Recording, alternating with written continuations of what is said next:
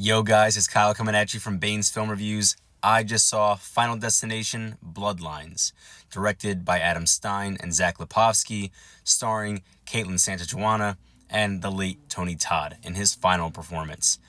Even before I get to the point of this film, Tony Todd has been a staple in the Final Destination films, playing a very interesting character, often defined as Death himself. Maybe just someone very in tune with death that understands it very well.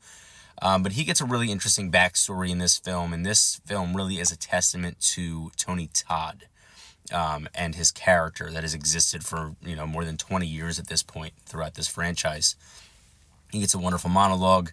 He has some really wonderful lines, and Final Destination Bloodlines is interestingly meta, where it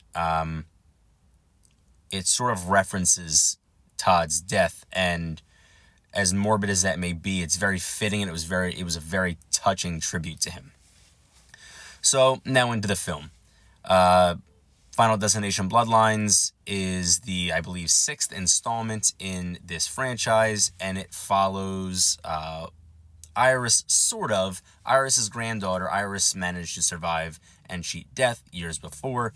As you know, if you have ever seen any of these films before, Death hates being cheated and will eventually exact revenge and kill anyone that managed to survive when they shouldn't have. In this case, it's taken too long for Death to catch up, finally has, but Death is now taking out entire bloodlines because they are not meant to exist at all. This is a really, really good film, actually. There are some cheesy bits of CGI and some maybe cheesy practical effects, and maybe there's some moments where the dialogue isn't spectacular, but you can expect that from a slasher horror film of this nature. I'm not mad about that at all, because that is absolutely overshadowed by so many good things.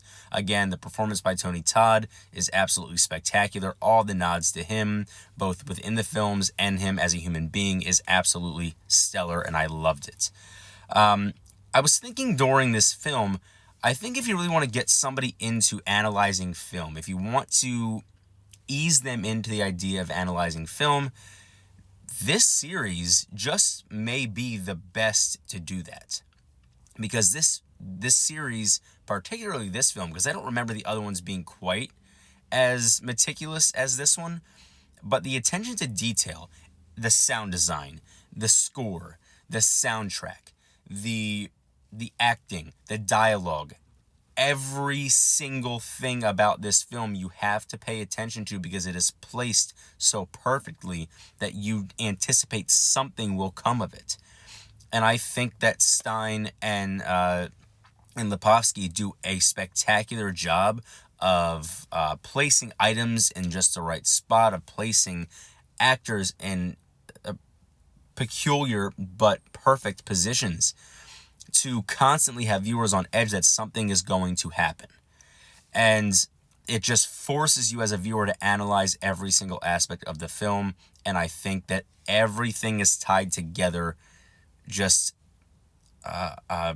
spectacularly, just perfectly, just so beautifully.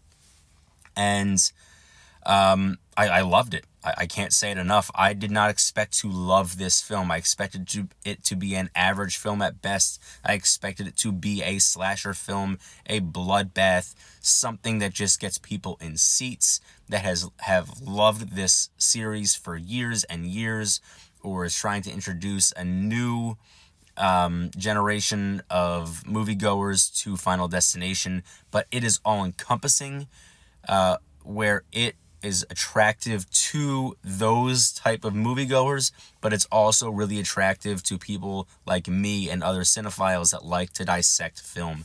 It's brilliant. This may be a hot take. I saw Sinners on Monday, and I thought that Sinners was good. I gave Sinners an 8 out of 10. This is better than Sinners. This is, and I considered it a 9. I'm not going to give it a 9. I won't do that. But this film, Final Destination Bloodlines, is an 8.5. This might be the This might be the best made film so far this year. I know the bar is not incredibly high, but it's as good, if not better, than films like Sinners and Thunderbolts, which are the films that people are raving about.